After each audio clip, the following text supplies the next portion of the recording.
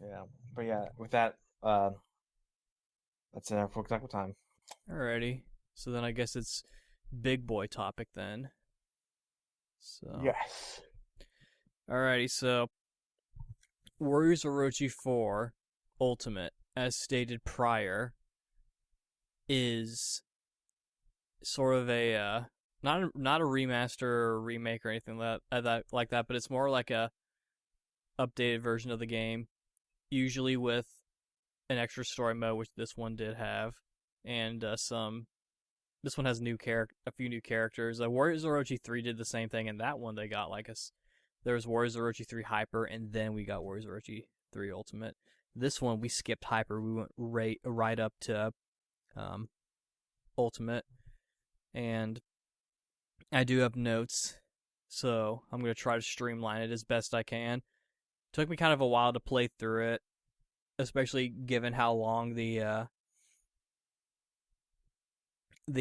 um the game kind of took me to, because like each it got to where like I could really only play like one mission at a time. It's not a very long extra story mode. Of course, I'm talking about the game after already having played the regular game. So um, that's like maybe like really it's like three extra chapters. Technically two, but there's a secret third that you can get. Um, Other additions include the entire menu has been streamlined, and it's a bit easier to use and not as clunky. A lot of times I found myself when I wanted to sort of like check my character's equipment, it was also tied into sort of like their affinity event um, menu where if you click on them, they'll have like a little dialogue with another character and like talk about stuff, which was okay. But like every time I would like look at a character like change their equipment, it would always be like, oh, you have a new event, and I'm like, well, I guess I gotta play it because it's gonna bother me if I don't. So it's kind of nice that they sort of separated those. They also changed the character menu entirely to be more like um, how it was in 3, to where they show all the character art sort of like in a cool background and like a weird little tile thing. Um, and Another addition was that they made it to where every character can use every sacred treasure, or at least most of them, which that's useful if you are if there's a character that you like, but then there's also but they happen to use a sacred treasure that you don't like. Like for example, one character I like is a character named Yue Jin from Dynasty Warriors 8. He has hook swords that they took away in 9, but that's not important.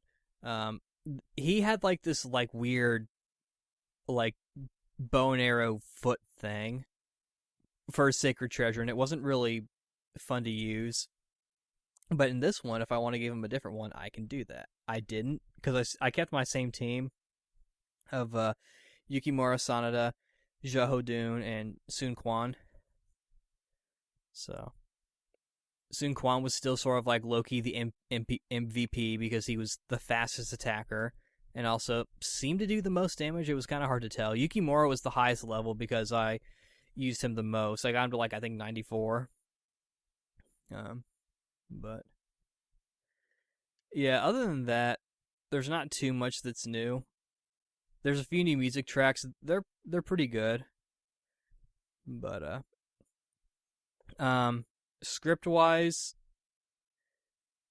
this kind of goes into like the new story. There are actually a couple of typos I know, so I don't remember them offhand, but I remember there were just like maybe like two. So overall, it was a decent script.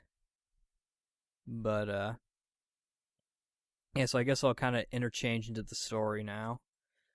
Um, Though I do also want to note that as you go through the story, you unlock like some submissions like you could in the first part of the game.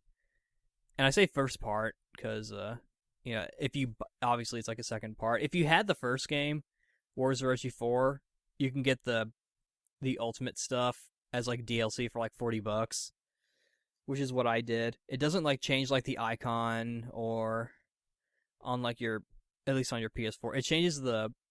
It gives you the new content and changes the logo to Wars of Orochi 4 Ultimate, but otherwise it doesn't treat you like you actually have Wars Orochi for Ultimate.